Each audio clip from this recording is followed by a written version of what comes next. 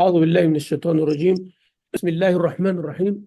الحمد لله والصلاة والسلام على رسول الله وعلى آله وصحبه ومن تبعه وولاه وسلم تسليما كثيرا. أما بعد, we continue with the Tafsir of Surah An-Nur from the different Tafsir, analytical, comparative analytical Tafsir of Surah An-Nur as part of our mentorship class. Before we get to page number 2 and the Hadithat al-Ifk, the story of al-Ifk or the made up lie or the false accusation of Sayyidah Aisha radiallahu anha, there are a couple of things I want to mention. The hukm of al-li'an, the cursing, the 5 times between the husband and wife, is a replacement for the 4 witnesses. The 4 witnesses of the accusation of zina. So the husband's case exempted from that. The husband case is exempted from that. Al-li'an is a replacement for the husband instead of bringing 4 witnesses, because the case is sensitive and it is different. This is a person who is accusing his wife. It is not 2 stranger people from each other, because the incentive is different, the circumstances are different. The verification also has to be different. So that's why the rule came in as an exemption, because Rasulullah sallallahu alaihi wasallam wanted to apply the default rule. There is no difference, default rule. And this happened, second point, that this happened twice.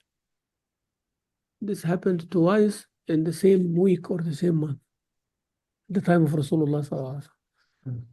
The Hilal ibn Umayyah is one, Uwaymir al-Ajlani is second. So Uwaymir ibn Zayd ibn Jadd al-Ajlani wa Hilal ibn Umayyah. Hilal ibn Umayyah is the same. Hilal ibn Umayyah is one of the 3 people who stayed behind in Tabuk. So they both have that issue.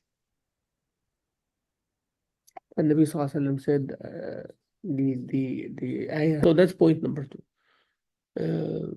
Point number 3, unfortunately, this is not available in our time now, even in the Shari'i courts all over the world. In Pakistan or Misr, they don't have li'an.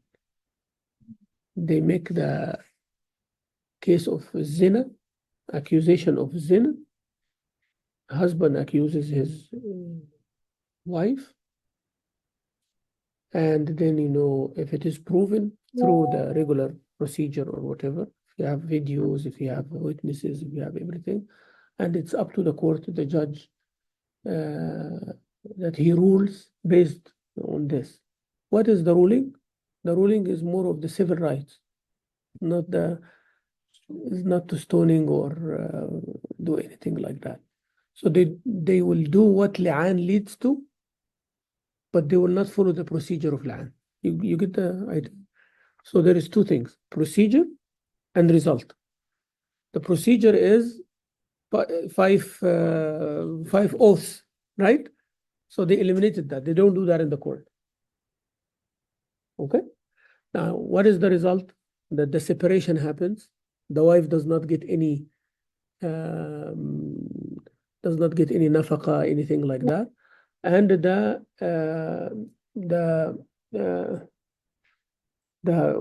children's nasab, or the children's paternity, will not be given if the father denies that too. Any child coming here. Okay?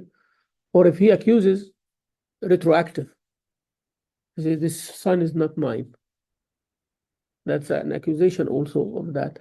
And that son is 5 years, 6 years, 17 years, whatever it is, right? So then the result also will be based on that. So basically they take the results, but they don't follow the procedure. Now, somebody can come and say, what if the wife catches her husband doing it? Right? Same thing. She can accuse him with zina. And there is no li'an in this case, because now there is, يعني, it is not the same, because he has a contention of children, يعني, and it is the honor, and the father is, the husband is the one who have عقدة النكاح, and he's the one who have the qawama, he's the one who's responsible, he's the one who pays to maintain the house. So Allah give him that kind of. But for the wife, if her husband commits zina, if she says that he is not moral, he is not good, he is disobeying Allah Azza wa Jal, she can ask for separation. طلاق للضرر. طلاق ليه؟ للضرر. Divorce for harm, and then she can get all her rights. So there is no harm done, يعني. And nothing, it doesn't make any difference for her whether his reputation stays good or bad. If she proves that she's harmed morally or physically or socially or anything like that, even if the husband insults his wife, and if he harshly abuse her orally and all of that, that's enough ground to ask for divorce for ضرر. Yeah, هذا she can ask for that. So there is, her procedure is easier. Wife's procedure is easier, but husband procedure is harder. Like if he now divorces his wife, just divorce, he has to pay her, he has to give her everything, right? And all the children will be his, children of the marriage. That's why even in the law of Texas, they say children of marriage. They don't care whose child. If the father is not denying, خلاص, your children. Even if he knows that there is a problem and then he doesn't say anything, Islamically and legally, they are your children. That's why الولد للفراش. ولد للفراش means the child is for marriage.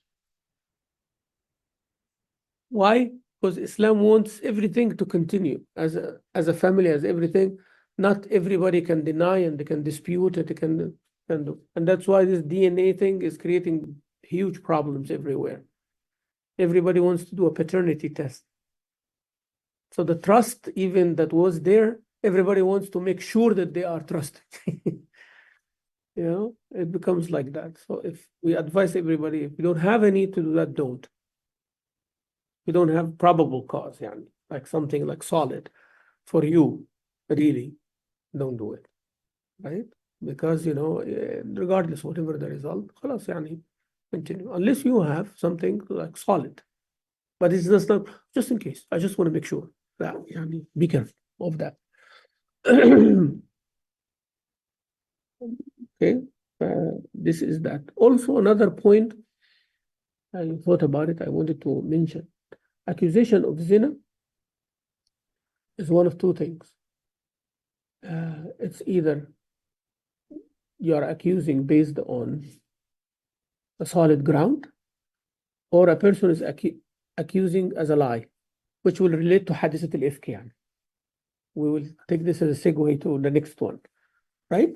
So if a person do it for a reason, we already talked about that.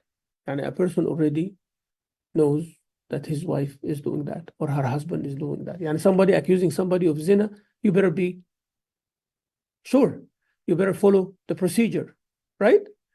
If not, then you're going to harm yourself, even when you're right. Even if you're right.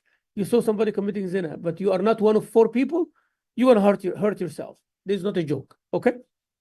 Right. What if somebody is doing that out of revenge for somebody, or you hate somebody? That's now another sin now. Buhtan. Because you are accusing somebody with what? Lying. That is a big zulm, a big musiba, Okay, big zulm.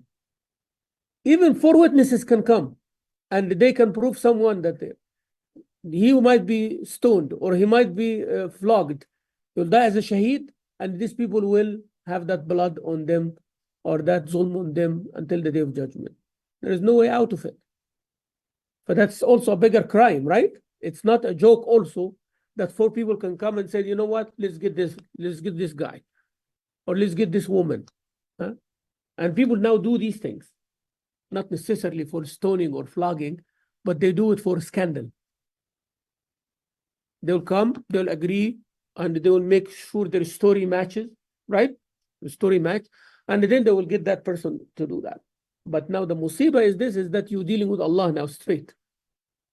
Now you are doing buhtan, you are doing like all of that, and that's a problem. What is the application in our time? The application comes in cases of divorce, and I see that almost every day, especially from women. I see it from men too, by the way, accusing the spouse with zina. What is it called? Adultery. Adultery means here infidelity. And this makes the person lose financially. So the idea here is money, nothing else, nothing more. Sometimes it is also to affect the reputation, is to humiliate, is to create trouble for the person. But mostly it happens from women to men, right? So he can lose some of the visitation of the children, and he loses some more money, right? Because if it is abuse or adultery, that means this man betrayed the trust of the marriage as an institution here in the law, in the American law. Means he has to pay for that as compensation. Means you enter the contract. Basically, that's how they look at it. Me and you, I hired you to do a job. You breached the contract. There is a fine. Correct? Even though if it is not written in the contract, you breach the contract, it will cost you. Especially if I say I have some psychological damages. Correct? So that is, you were supposed to deliver this today. You deliver it after 1 week. I got what I wanted, yes? But that 1 week now, who's going to pay for it? You. You see the point? So when the marriage is there, or that person was not loyal to the marriage, he has having another affair, and I was committed to the marriage. You get the point, right? So I get half of that by default. Now I want more than the half because of that. I hope you understand the mechanism. It is not normally because the person is abused, they are suing because of the abuse. No, what abuse leads to. I'm not, again, making blanket because some people are actually abused, right? So please understand me because I'm talking academically and I'm talking realistically. So I'm not trying to side here. Some people said, oh, you are doing this and all the women are bad. No, I'm not saying that. What I'm saying is from my experience, it's all about money. 99% of the time. Okay? And there is many proofs, written proofs, empirical, research, all of that showing that at the end of the day, it's about money. Because many people, if they don't get money, they put up with it. They keep with it. I'm not saying putting up with it is good. I'm not saying that. But they don't have an option. Once the money is in there, stopping the abuse is not the goal only. Because when we say, okay, take the default, you're going to take 50% no matter what. Yes? Take the 50% and the abuse stopped. Hello? You are free. No more abuse, correct? And you're taking 50%. He said, no, I need some money for that abuse. So that is where the issue is. I hope you understand what I'm saying. And then, you will be blamed. Says, yeah, if, I got psychological damages. I got like this and I got that. So you have to process that. There is a price tag on it. There's a price tag on it. So a husband divorces his wife, or a wife asks for divorce, or they both agreed on divorce, they share the property. Let's forget about the 50%, sharing the property, right? Now, if the husband slapped his wife, one slap in 20 years, she's going to ask for 80%, not 50. And she will get it. She will. Okay? Now, if the husband says that my wife abused me, she hit me with a frying pan, he's not going to get 80%. And most of the time, the men don't say it because it takes away from their manhood. That's why the statistics are not accurate when it comes to men. It's accurate when it comes to women. Actually, yes, there is a lot of abuse. That's why when you say that abuse is more from men to women, yeah, I agree with you based on statistics, but based on reality, you can't tell. It's 60 to 40. It's that much. It is not like 90 to 10. Yeah, everybody thinks it's 90% men abuse women and 10% women abuse men. No, 40% the women abuse men and 60% the men abuse women. Because the statistics are not accurate. I'm just telling you. Yeah, and if the statistics are accurate, you'll find 50-50, in my opinion. Yeah. Plus, of course, you're going to put the homosexuals also there, and you put that. There is abuse also between the same gender. That adds to it. Oh, yeah. Yeah, don't think it is... no, it is there too. They have abuse, yeah. Yeah, the gay couples have abuse, and the statistics are there. You guys can go search these things. It's not like hidden information. This is public information. The census and the psychiatrists and the therapists and the court records put all of this together, and mashallah, ChatGPT can answer you in 5 seconds, now. Yeah. You can by state, by city, by county. If you want by subdivision, it will give you 2. Yeah, I think by next year, is there abuse in my house? They'll say, yes, sir. You are an abuser. This is the only thing left. When was the last time that I abused? Oh, you shouted at her yesterday. Your iPhone heard it. Your iPhone listened. So, so you guys have to be extremely careful now. So now this is the issue. Where I want to go with this, I'm telling you, like sometimes when the law is not a Sharia, then it's up to the human beings. And human beings wild. Based on their emotions, based on their ego, based on their biases, based on their, vanities, based on lots of things, based on culture and everything, they go on. They make the law, they disobey the law, they break the law, they make another law, whatever they want. Make sense to you? So when you're reading a surah like Surah An-Nur, you got to appreciate these things, even they are severe sometimes. And that's what I was trying to say about killing and cutting the hand and all of that. You're going to appreciate this because it is not only how it looks or what you think about it now. It is made by the creator of the whole world to fix the whole world. So liking it or not liking it, it looks barbaric or it doesn't look barbaric, this is not your business. This is, if you believe in God, you have to know that whatever he makes as a rule is good. I hope this is clear. Okay. So if a woman comes in the divorce papers and say that I'm accusing my husband with adultery. Why are you accusing him with adultery? Oh, because he had a second wife. Polygamy. Forget about what is polygamy in the law, right? We're not going to talk about that now. But we are talking about it from a Sharia point of view. Okay? So he did something which is permitted by Islam. You like it, you don't like it. He's a zalim, he is a transgressor, he is whatever he is. He's doing it rightfully, he's not doing it rightfully. Yeah, we're not talking about that now. We're talking about an accusation that it is made. Right? So did he commit zina? No, he didn't. Why did you call it adultery? Here, in the paper. See, that's the question we're asking now. Why is this? Because this is the only way that she's going to get more. Humiliate him, affect his reputation, use it as a card to pressure. Because as a Muslim, if I get that accusation, I don't want this to be spread, right? I don't want it to be in my public record, so I settle. You see the idea? So it's more of a twisting arm or a pressure kind of thing. So that's number one. Number two, it is more of a humiliation. Number three is to get money. So it is to pressure to negotiate, card for pressure to negotiate. Number two is to get more money. Number three is to humiliate and make a problem for the person. So we ask one question. Did he commit zina? No.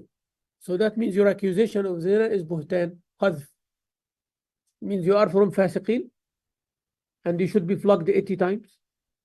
and your testimony will not be accepted at anything from now until you die unless you repent sincerely and that person forgives you. You see how big it is?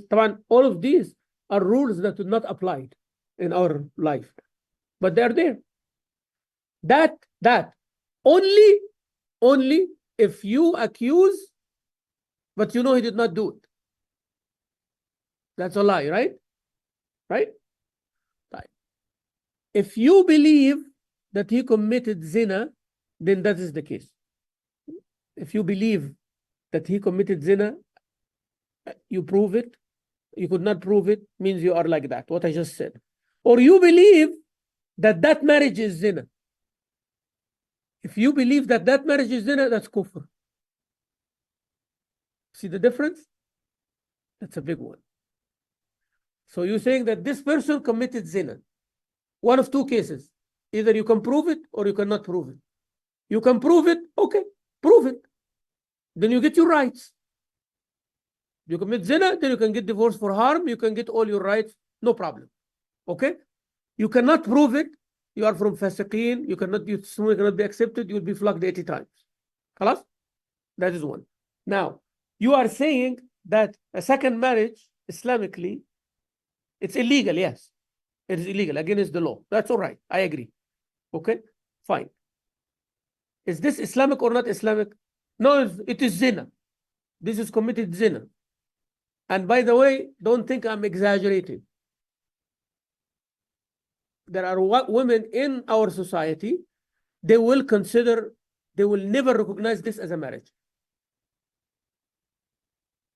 That his mistress, his girlfriend, go to your whatever they call bad name, yani, and he is such and such. And sometimes even she will go and talk to her like that. You are like that. And that is her description according to the law. Mistress. That would be the case, right? And she will scandal them. That is my husband and this is his mistress. And Islamic marriage is not recognized and he cannot prove it, whatever it is, legally. So basically, it sticks. So we tell her, be careful. Because if you're recognizing this as zina, you are a kafir now. Because you are denying something that it is Islamically recognized. It is like a person drinking alcohol. And do you know it's a major sin? Yes, I know, but I am weak. That is one case. The other case said, who told you khamr is haram? Even that ayah, you guys don't understand it, right? And there are some people like that, under the name of Islam, by the way. Don't be surprised. They come even in a TV channel. They will say, khamr is not haram. I drink. We say, I drink. I pray and I drink. It's haram only to go to prayer while drunk. That's it. That's it. And I don't believe in hadith. I don't believe in anything. I'm telling you, you are a kafir, sir. Not sir, yani, you are a kafir. No sir for you. You get the difference? They are both drinking, but one of them يستحله, one of them يستحرمه. Yani he's consuming it while knowing it is haram. But the other one is consuming it while saying it's halal, and you're wrong by not drinking. Huh? But that is the problem. Okay? Be careful with that. Yeah, we know the emotions, we know this and that, but don't transgress. ولا يجرمنكم شنآن قوم على ألا تعدلوا اعدلوا هو أقرب للتقوى.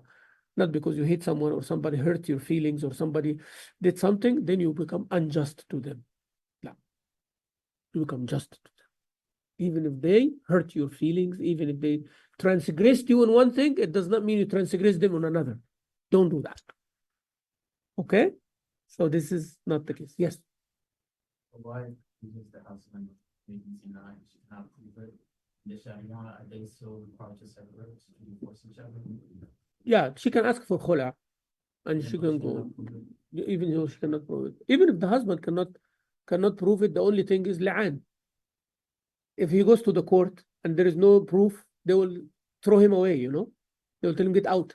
So the only thing is li'an. Because la'na of Allah will come on one of them. If the husband accuses his wife, and there is no proof, of course, he says that she committed zina and I don't have anyone. then make li'an. If he does not make li'an, he will be flogged 80 times. And if he does not, and if he does and she doesn't, then she will be stoned. You understand, right? So that's the problem. Now, if she accuses him with zina, right? If he confesses, he will be stoned also. If he agrees, he said, yes, I did. That's iqrar. That means he will be stoned. يعني it is not also easy. يعني if she can prove it, if she can prove the zina through 4 witnesses, he will be stoned. If he admits, then he will be stoned. If he denies, then she will be flogged, right? She can ask for the separation of darar. Said his immorality is causing me this. She have to prove that she is abused. He is abandoning her. He is neglecting her. He is doing all of these things. I cannot prove that he is committing zina, but he has some issues and I cannot live with it. So if the judge proves darar, talaq al-darar, he will issue divorce for harm. If he cannot prove it, he can give her the right for khula. Right for khula. And right for khula, it doesn't mean she goes in the street without anything. She have kids, still she will have the custody of the kids. He has to spend on her and on the children and everything until the children grow up and be independent. So don't think khula means she gives up her rights and she goes in the street. Yeah.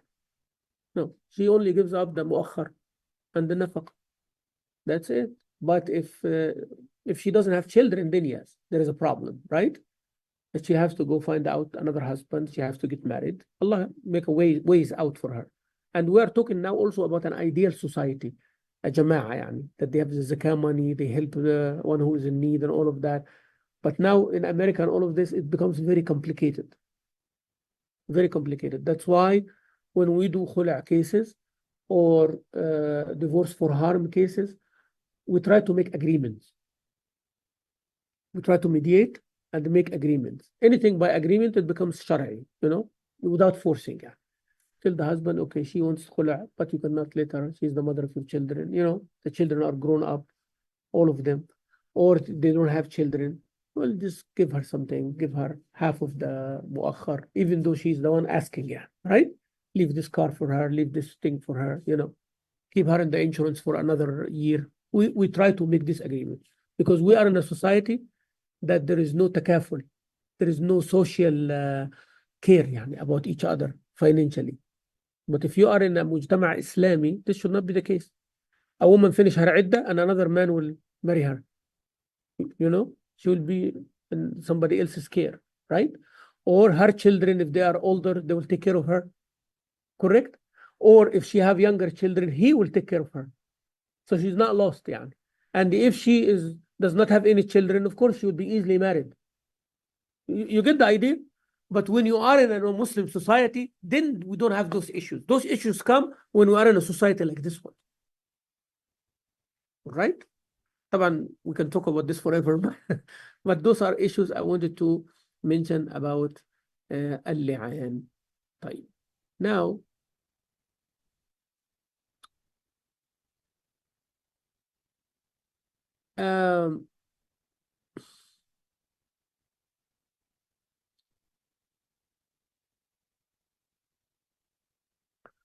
there are differences among scholars on those ayman of the li'an, the shahada, or they are oath. Majority there said it is oath, is not a testimony. Even Allah called it testimony. أربع شهادات بالله. الأحناف said it is a testimony. That means the person who is doing it have to qualify as a witness, as a testimony. If they are underage, for example, they cannot do the li'an. And if the person is fasiq or something like that, cannot do the li'an. So al-Ahnaf is a little bit complicated with the li'an. Yeah. But the majority of the scholars, it is an oath. Anybody can make an oath. Those are the, minute things in fiqh.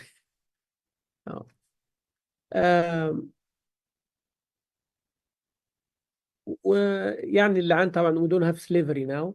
بس اللعان does not happen between slaves. It happens only between the Muslims. and يعني if the husband is Muslim and the wife is Christian or Jew, there is no li'an in between them. يعني there is no li'an in that case. ليس بين الإيه النصراني، ليس بين المسلم واليهودية لعان، وليس بين المسلم والنصرانية لعان. They don't have the sanctity of Islam to accuse يعني. That's kind of like, you know, خلاص, you have to divorce her, right? And that's it. You know, give her whatever and the divorce. And you can deny the children's nasab and all of that and let her go. طبعا that is the opinion of some of the scholars, but the majority of the scholars said is لعان between everybody. لعان يعني the يمين of اللعان can happen among everybody.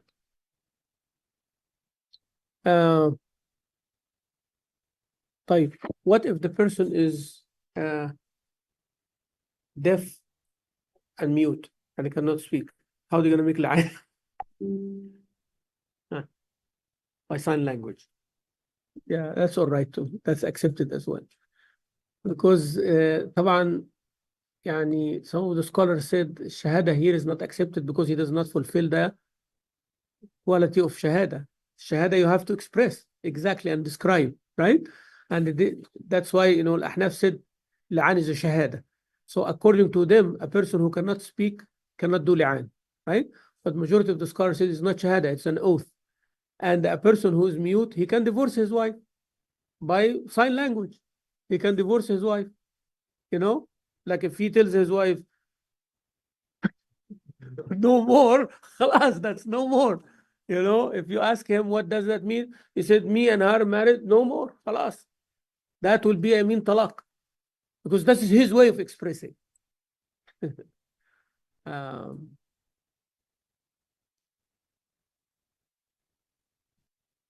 Now,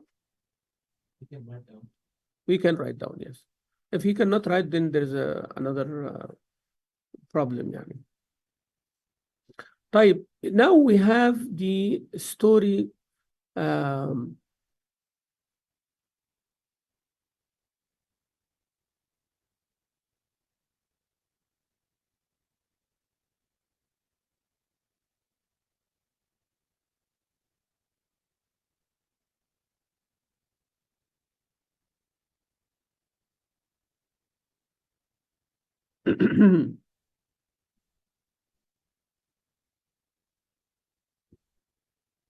طيب, the story of al-ifk. They call it حادثة الإفك, the ifk incident. What is ifk? Ifk is a made up lie. يعني something which is not true, knowing it is not true. That's why Allah Azza wa Jalla said هذا بهتان عظيم. قال سبحانك هذا بهتان عظيم. Not an easy بهتان. يعني النبي صلى الله عليه وسلم, when he said, if you mention something that the person doesn't like, هذه غيبة. فقد اغتبته.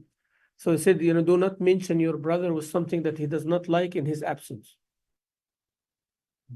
الصحابة said, يا رسول الله, what if it isn't him? يعني the thing I'm mentioning about him, which is bad, and he doesn't like me to say about him in his absence, it's actually in him.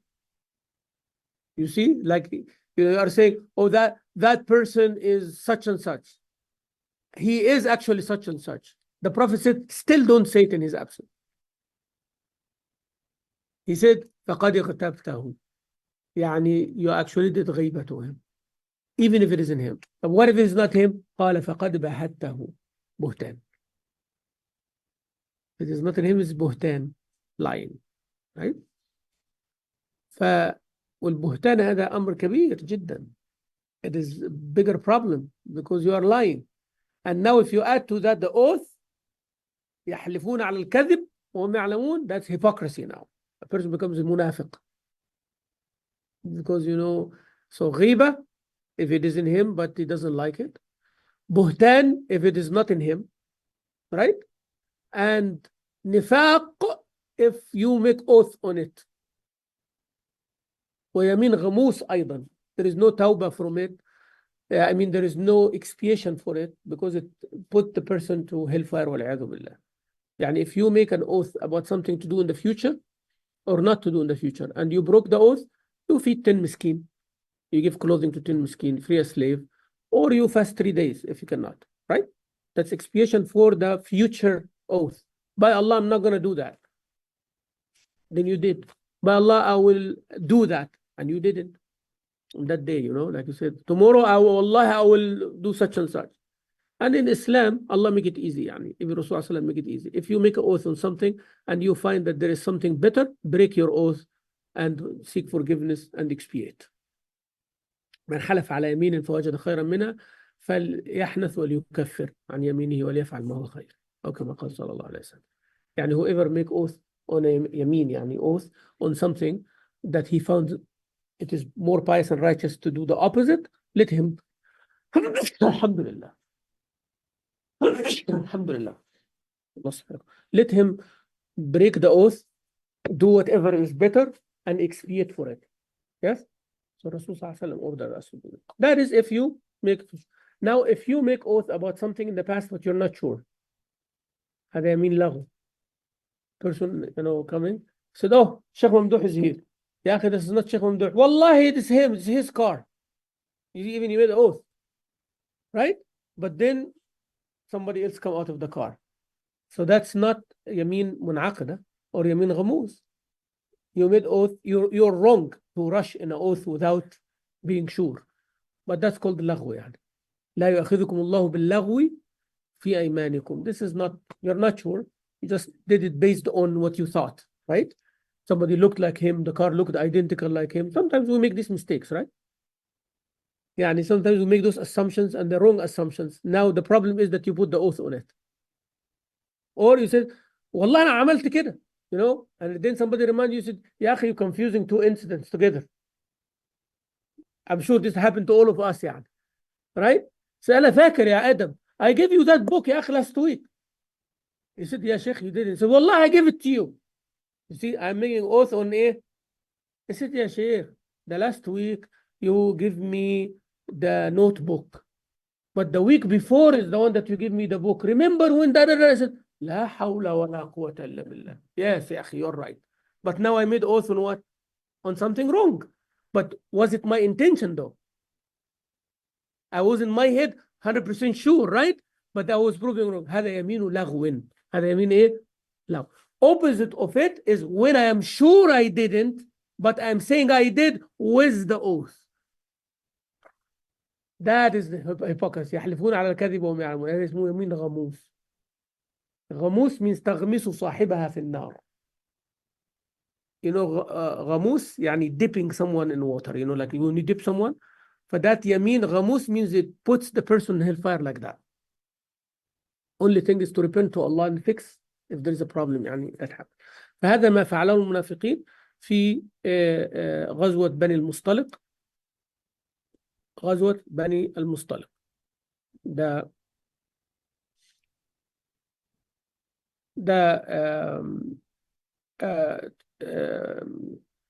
يعني expedition of بني المصطلق. الإمام البخاري mentioned it, حديث معلق يعني, والإمام أحمد mentioned it, والإمام مسلم mentioned this حديث عائشة رضي الله عنها. She said, رسول الله صلى الله عليه وسلم, whenever he leaves to any expedition, any safar, any travel يعني, for Hajj, for Umrah, for war, or battle, أقرع بين نسائه. He make a raffle between his wives, and whenever the raffle comes, he takes her. Why? Why he does that? But why he does raffle? Because he divide. Everyone have the night, right? So whose night it is should travel with him. Exactly. Why? Raffle here will equalize everybody. So he's fair. Whoever comes, that's it. It's not his choice, yeah. Right? But if he goes, maybe that person will be always the one who travels with him because he travels always in her night. Yes? And then he's privileging someone. Like he will decide the travel wherever he's with Aisha. And then she will go with him on that. But even if the raffle brings the same person every time, it's not in my hand, أقرع بين نسائه. فأيتهن خرج سهمها خرج بها رسول الله صلى الله عليه وسلم معه. So whenever the one comes out, raffle, then she goes with him. And that's halal. If there is no, of course, unfairness or everybody is equal in it, and you choose. I will make a raffle in the masjid. Whoever wins will get a umrah. خلاص. يعني everybody, there is nobody paying for it. يعني we're not saying everybody put $5 and those who, somebody wins, that's haram, that's not right. That's gambling, right? But if the masjid says, okay, somebody donated a umrah, but we make a raffle. خلاص. Everybody have equal chance. سيدة عائشة said فخرج فيها سهمي نصيب. She is the one who was chosen in the raffle. وخرجت مع رسول الله صلى الله عليه وسلم وذلك بعدما نزل الحجاب. This is a very important part يعني, which said that I went to the Rasul صلى الله عليه وسلم after the hijab ayah was revealed. Means Aisha is covered from head to toe. That's why she's saying that part, because that part will help later يعني. Okay? Because there was, before ayat al-hijab, they were known. The wives of Rasul صلى الله عليه وسلم was known. هذه عائشة وكذا, people can see, her face can, see. But now, بعدما نزل الإيه? حجاب. Because the story now will be based always on that one. بعدما نزل الحجاب. فأنا أحمل في هودجي وأنزل فيه. They used to put like this wooden small room over the camel. Of course, the camel. So they make like 2 4x4s. And they build like that portable kind of room. And it is covered by, animal skin and all of that. Is like shade. And then it is put also on a plate. And it equalizes. يعني the camel in such a way that whoever sitting in there does not fall or anything like that. So there is stabilization. One woman only. So basically, the hawdaj to protect the woman so she can sit comfortably without, being bothered with the heat and the rain or all of these things. And they carry the hawdaj. Once the camel sit, when they are resting, they carry the hawdaj out and they move, and the woman come from that hawdaj or that room. They can sit, they can walk, they can do away with whatever they want.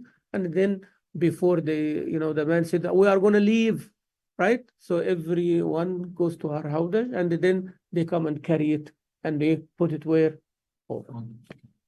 Is that clear, the process? Because all this process I explained is important also. And the details are important يعني. فسرنا, so we were walking, we're moving. حتى إذا فرغ رسول الله صلى الله عليه وسلم من غزوة تلك, after we finished that battle, and now coming back to Medina. So she said we left Medina, and that was the case. I go in my thing, howdaj, they put it on the camel, we move, and when we rest camp, I come out, they put it down, I come out of it, and before we move, we did that. And our way there, battle is finished, now we are coming back, on our way back. ودنونا من المدينة آذن ليلة بالرحيل. So she said, when we're coming, and we're close to Medina now, right? She said that I finished my thing. She wanted to go respond to the call of nature. She wanted to do whatever she wanted. And now they said, we are going to move. So she finished whatever she wants. And she said that I am coming back to my place. So I put my hand on my chest. I did not find my necklace. Like you check your phone after you leave and you don't find your phone, you go back home. Or you turn around, you turn and go back, get it. That happens to all of us, right? So, she did like this, and she could not find what? Her necklace.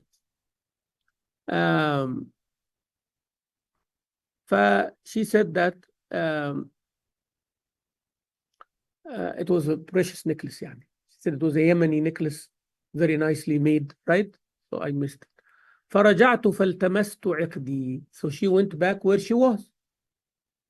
And she started looking at this night time. Started looking where it is. So she got delayed. She got delayed. And she thought that they will not leave without me. Yes, will not leave without me. And she's young, yani. She's not like thinking like a mature woman, you know.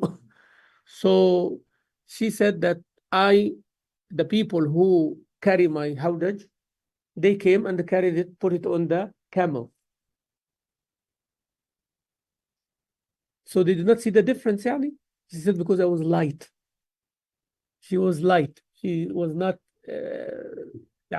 fat, or she was not overweight. She was not heavy.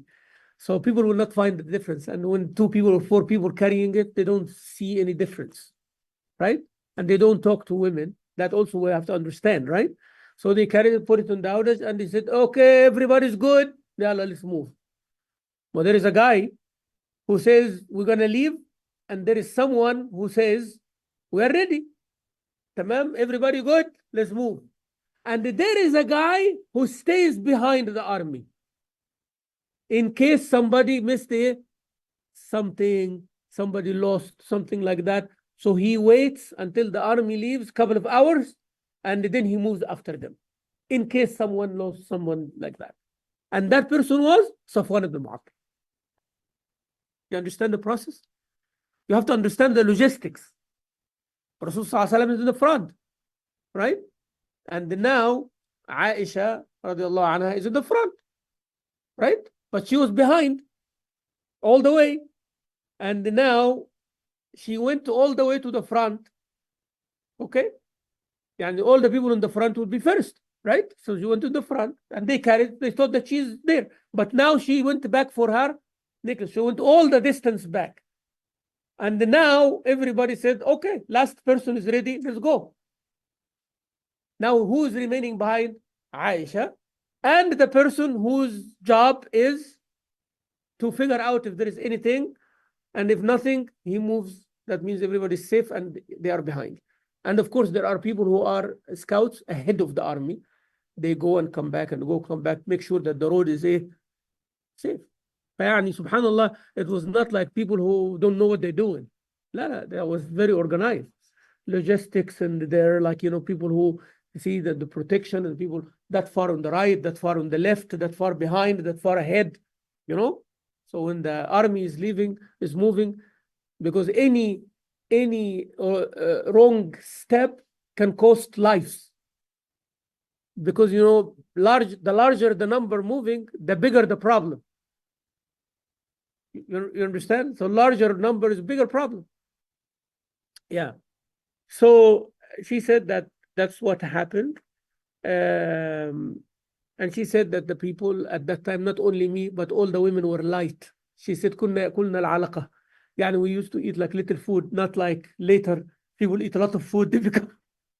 Said Aisha, actually, she said that toward the end of her life, of the life of Rasulullah, I'm sorry, she said that, I became a little bit weight. Yani. I had extra weight. That's why Rasulullah, he ran, he beat me in the race. But in the early times, I beat him in the race. But she said that they left. Then I found my necklace, but they already left. So I went back to where we were, and I could not find anybody. ليس بها داع ولا مجيب. Said I could not find anybody around me. Right? So she's dressed in black, and this is the night, dark, and she said that and I was young at that time. She said I sat where I was. Yes, she said يستفتقدونني فيرجعون إلي. They will miss me when they arrive in Medina, or when they.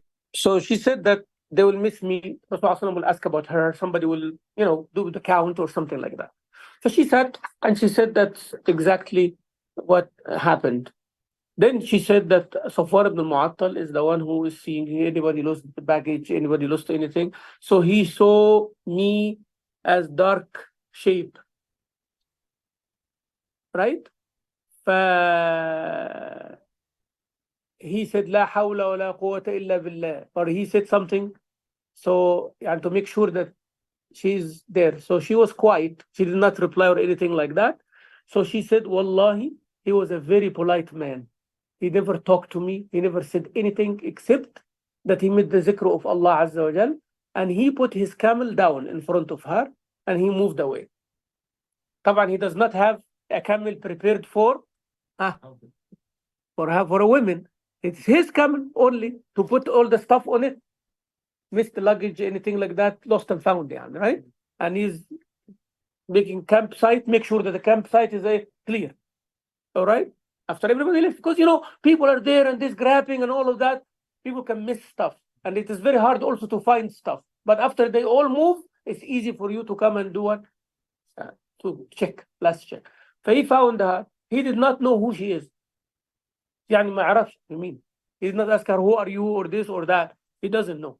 He said, he never talked to me, he never asked me, he never knew who I am, except he put the camel and he said, La hawla wa la quwwata illa billah, means go ahead and ride. Yeah. So I rode the camel. Then he did not even look back. Once she is ready, he gave her enough time, he stood the camel up and then he moved. By the time, it was night. By the time he arrived in Medina, it was morning time. The sun rose already, Fajr, Rasulullah reached Medina, entered Medina and all of that. And now after the army came, they know the last guy coming. Okay? So now, maybe there is news that Aisha is missing. And it is in Medina. That's one possible scenario. We don't know. Or still she is known that this is the shape of Aisha. Somebody look. So when she entered Medina, like this, a woman riding the camel and Safwan ibn al-Mu'attal pulling the camel, and they know that the previous camp was at night, and this guy coming in the morning, a man and a woman, right? Then Abdullah ibn Ubay ibn Salul is sitting there, and among his people, he said, who is this? They said, this is the wife of Rasulullah, Aisha. Said, Safwan and Aisha, I don't think they are, she was saved from him or he was saved from her. So they did something. So he accused the zina, but indirectly. Right? ما نجا منها ولا نجت منه. There is no way that they become innocent. What does that mean? What do you mean? And that spread in Medina, real quick. Okay? Now, Aisha is saying what happened from that side, right? Like what happened with her until came to Medina, right? How did she know this? Because she was told later. She said, I arrived, I came to the house, and then I got sick. She says what? She got sick. She coming from travel, people sometimes exhausted. She got sick. And she doesn't know what is happening, except only one thing. That she sees Rasulullah ﷺ is not treating her the same way that he used to treat her. Because the talk is quick. It traveled very fast. Medina is small, Medina is very small. The masjid, current Masjid al-Nabawi, that is Medina, at large. So everybody talk to everybody, like that. And then she said, Rasulullah doesn't come and excited, especially when I'm sick. He used to come all the time, right? But he would come and ask how she's doing, how's she doing? And then he leaves. He said, maybe he's busy, maybe she's not like, thinking anything. It's 1 month. 1 month I am sick. And I am seeing that. Until Mistah is a relative of Abu Bakr as-Siddiq, her relative. Right? Her father's relative is her relative. Cousin, far cousin, removed, whatever they call. But he was a poor person, and Abu Bakr used to give him money and support him and his mother, right? So Mistah used to come and visit Aisha. How are you doing and all that, this.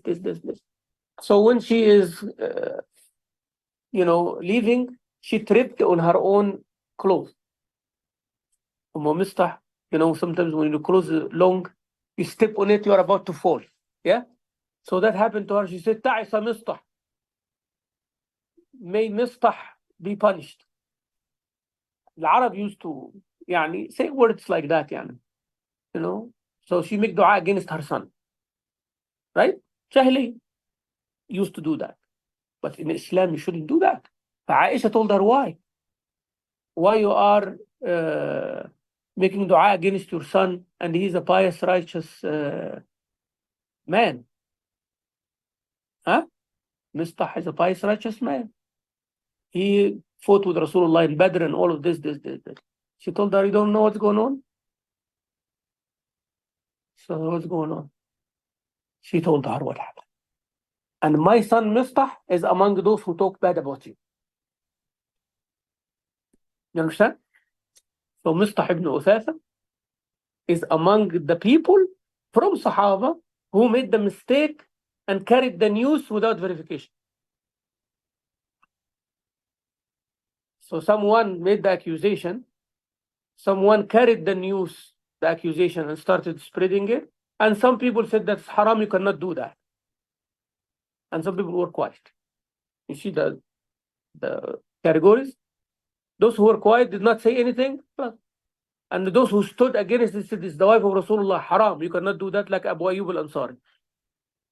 His wife come to him and they said, did you hear? He said, what did I hear? He said, what did they hear about Aisha? And they said, do you think I am better than Safwan? I am not better than Safwan ibn Mu'attal. That's from Muhajirin, and I'm not better than him. Are you better than Aisha?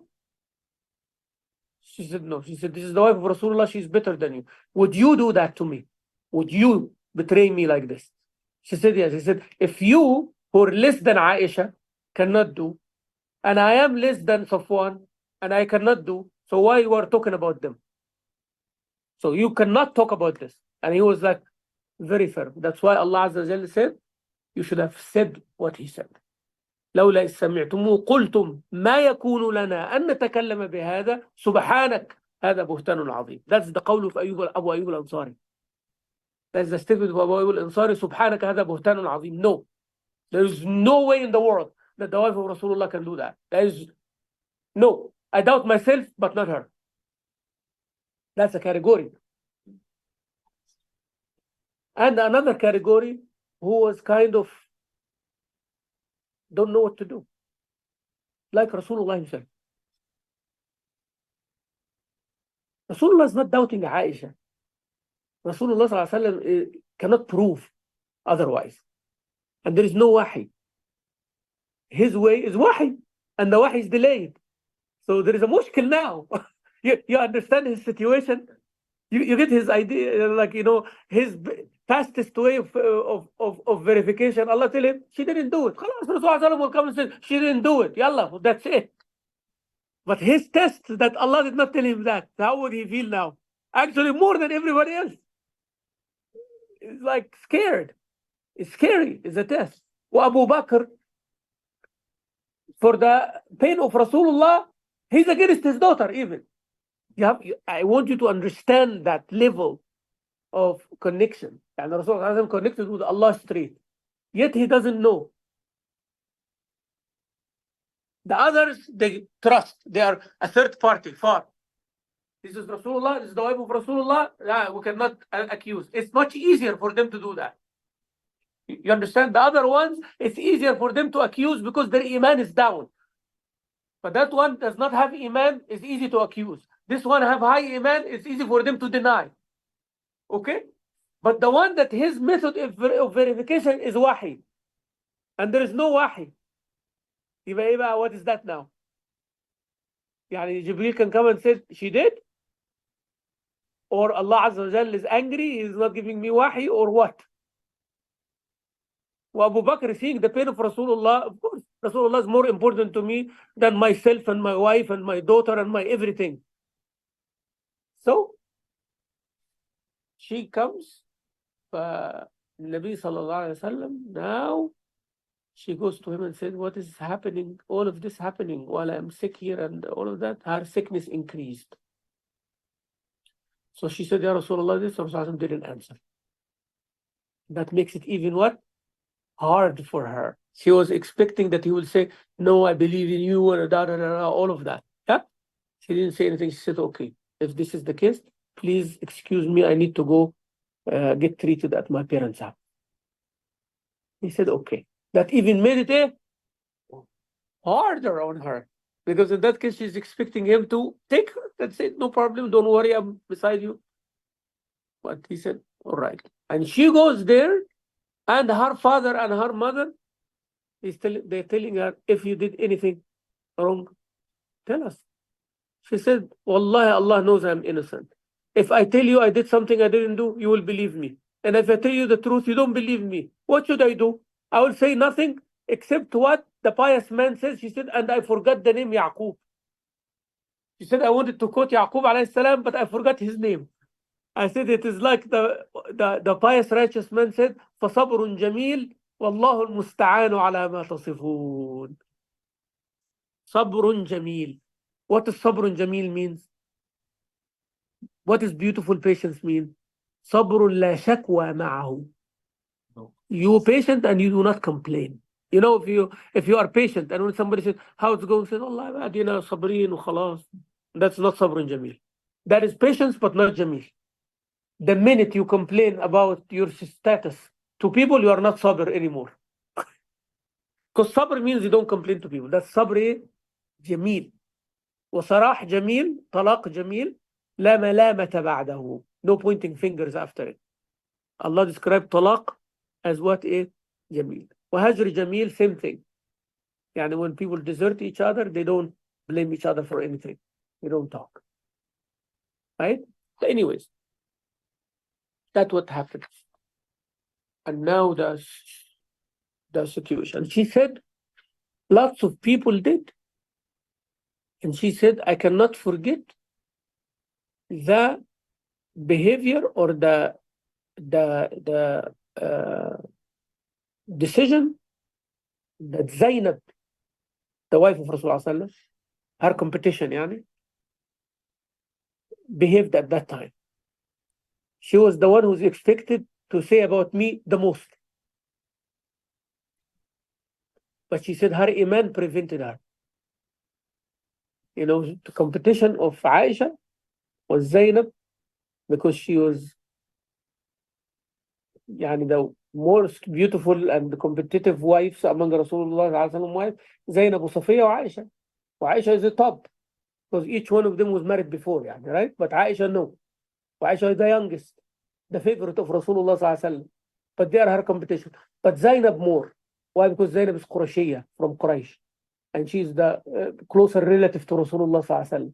And she is way beautiful, more beautiful than anyone else, right? And Rasulullah loved her too. And she was generous. And she had lots of qualifications that make her a strong competition to Aisha.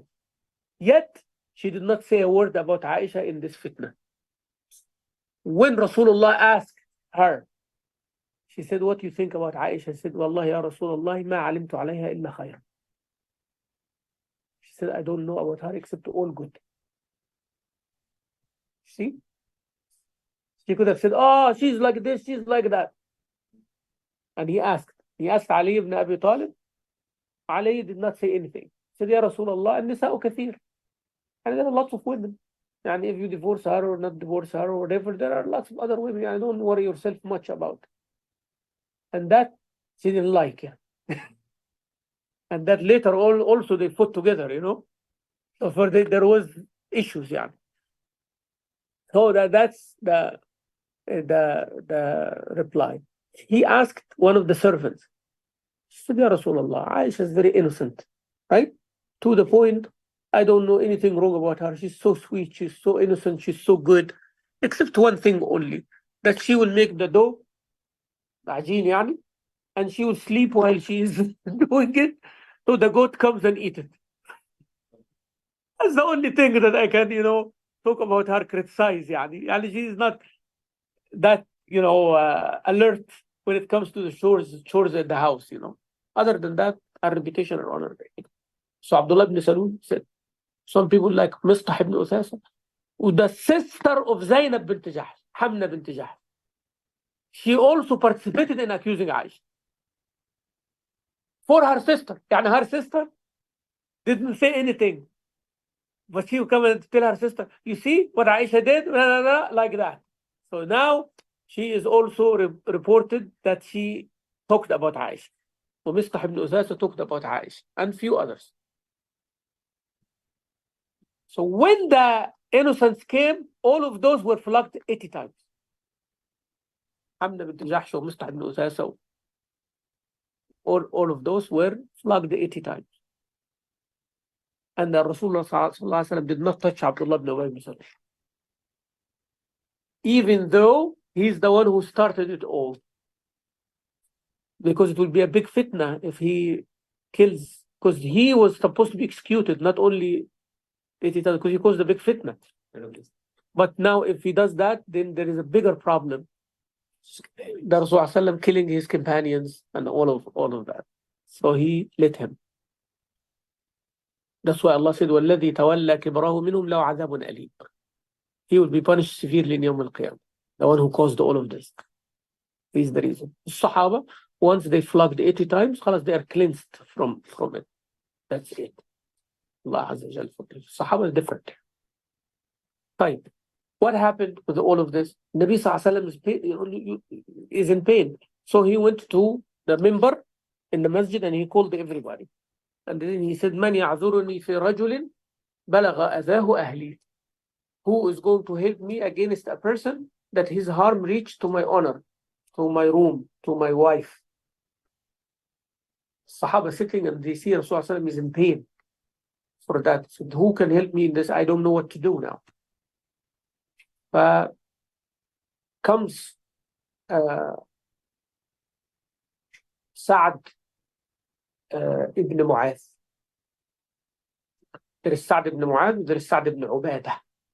Sa'ad ibn Mu'adh is the leader of Al-Aws, the one whose the Arsh of Allah shook when he died. Sa'ad ibn Mu'adh. Sa'ad ibn Ubadah is the leader of Al-Khazraj. That's a big deal. That's a big deal. Sa'ad ibn Ubadah, they wanted to choose him as a Khalifa after Rasulullah sallallahu alaihi wasallam. He's in that level. Sa'ad ibn Ubadah is the one who said, Ya Rasulullah, if a man was my wife, I will split him to two. Even Rasulullah said, no. He's saying, Rasulullah said, I am saying this and you are saying this. Ya Rasulullah, forgive him. You know, he's a very jealous man. Even if he divorces a wife, nobody can dare to marry her after him. That's how jealous he is. Yani. Forgive him. Yani. He doesn't mean it. Sa'ad ibn Ubadah sitting there, Sa'ad ibn Mu'az sitting there. Right? Right. Sa'ad ibn Mu'az stand up and said, Ya Rasulullah, tell us who is he. If he is from Al-Aws, we'll execute him right here in front of you. I am the leader of Al-Aws, right? If he is from my people, tell me and in front of you. And if he is from our brothers of Al-Khazraj, tell us what to do. Sa'ad ibn Ubadah stood up and he told him, كَذَبْتَ لَعَمْرُ اللَّهِ.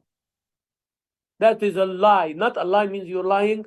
Like means you are saying this intentionally because you know he's from us. لأن Abdullah ibn Ubay ibn Salul is from Al-Khazraj. You see? He said, you never would say that if he's from your tribe.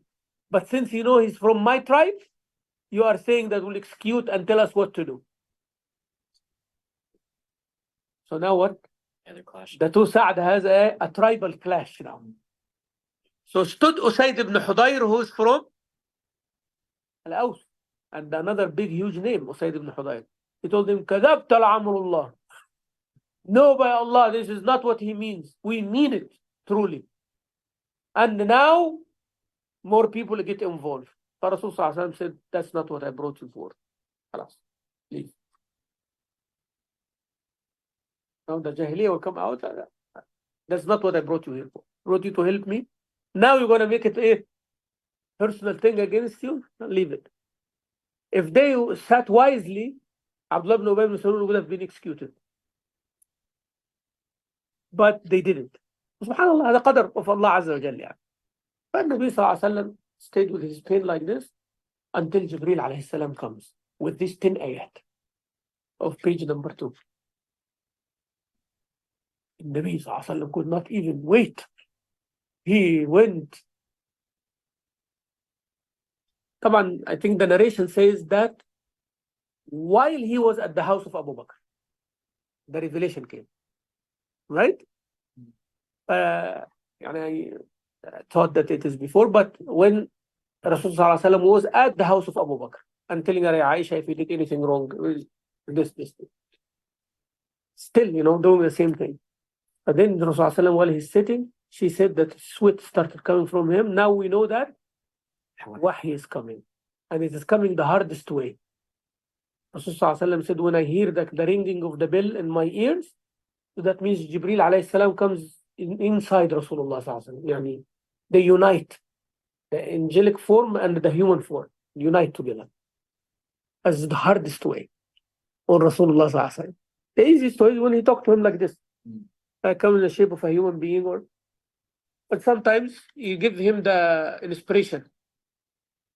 But Quran becomes like that. That's the hardest way. So she said that Rasulullah face changes and they cover him. They cover him. Then when they separate from him, Rasulullah separates from him, Rasulullah smiled. They said, Ya Aisha, glad tidings. Your innocence come from Allah. From above 7 heavens. Abu Bakr said, Allahu Akbar. Ya Aisha, go and thank Rasulullah. She said, no, I thank Allah, not him. I thank the one who saved my innocence.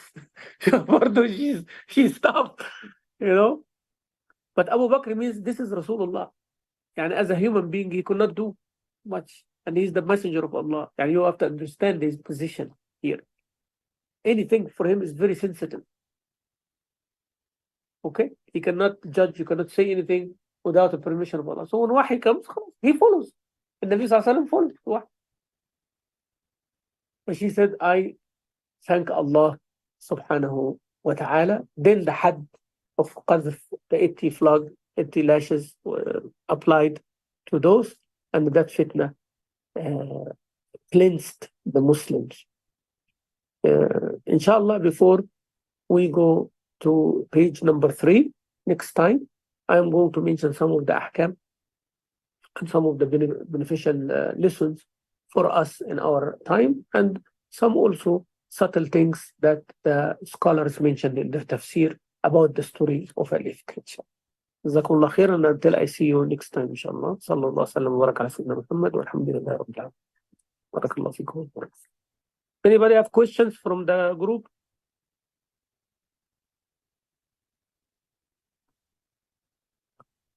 You can unmute yourself or let me hear. السلام عليكم شيخنا.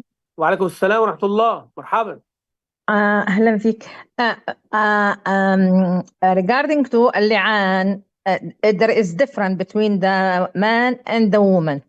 If she catch him or he catch her. But Okay. as far as the punishment,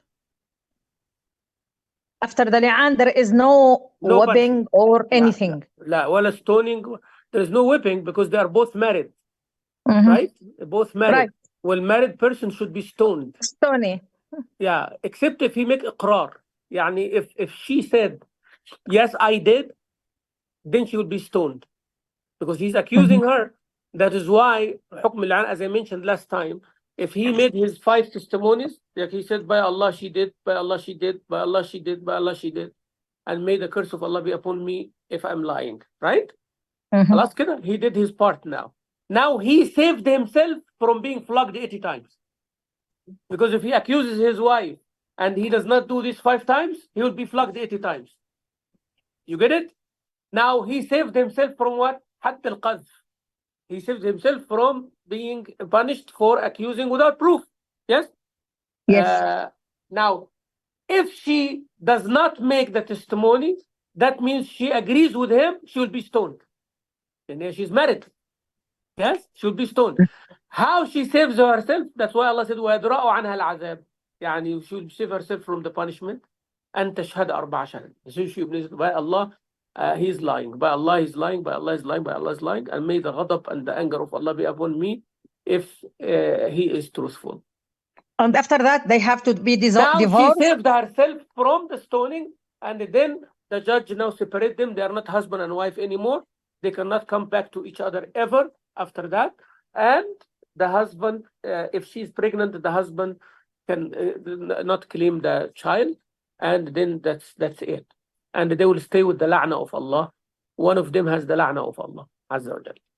One of them. If he's accusing her without proof, he has the la'na of Allah forever.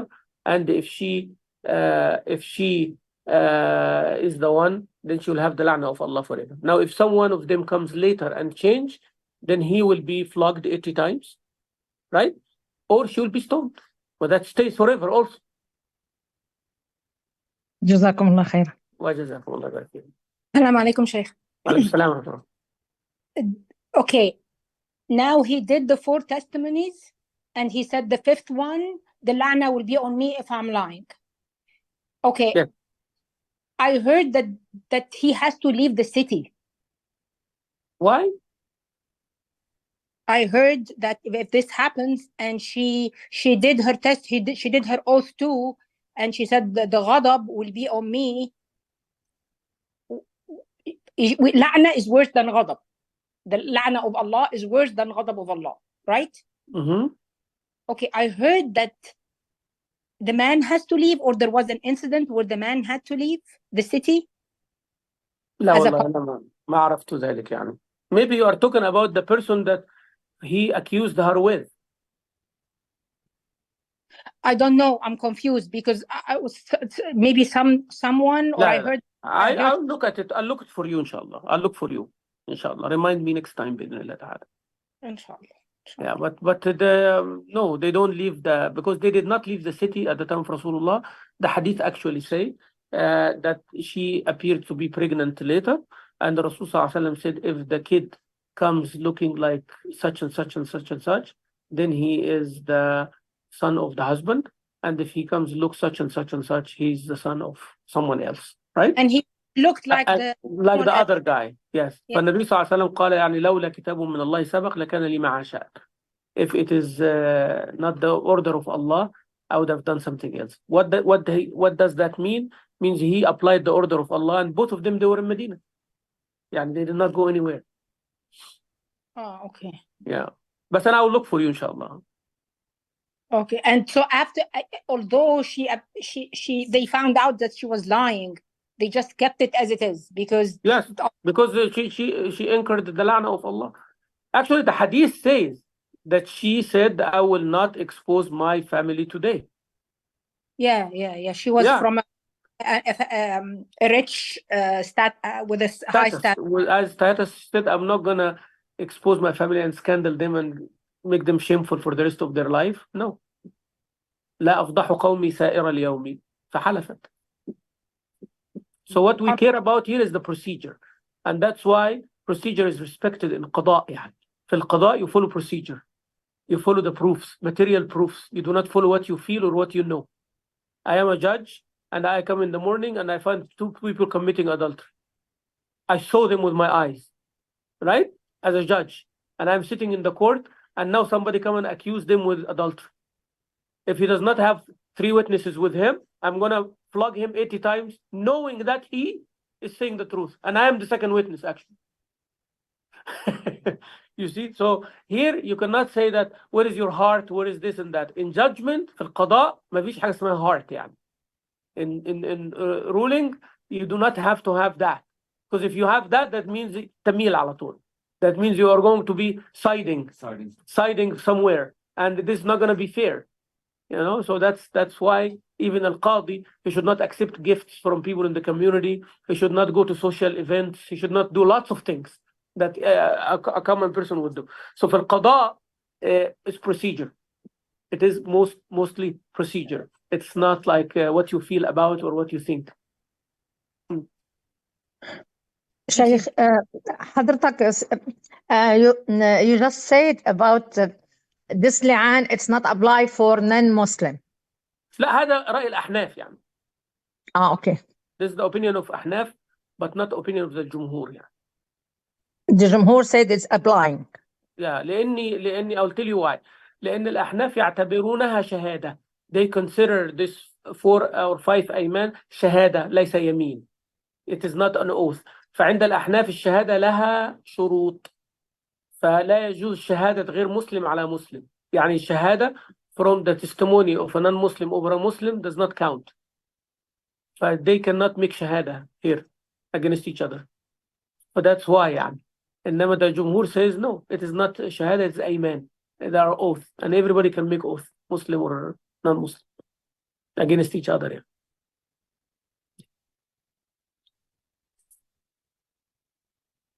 طيب جزاكم الله خيرا وسبحانك اللهم وبحمدك نشهد أن لا إله إلا أنت نستغفرك ونتوب إليك وصلى الله وسلم وبارك على سيدنا محمد وعلى آله.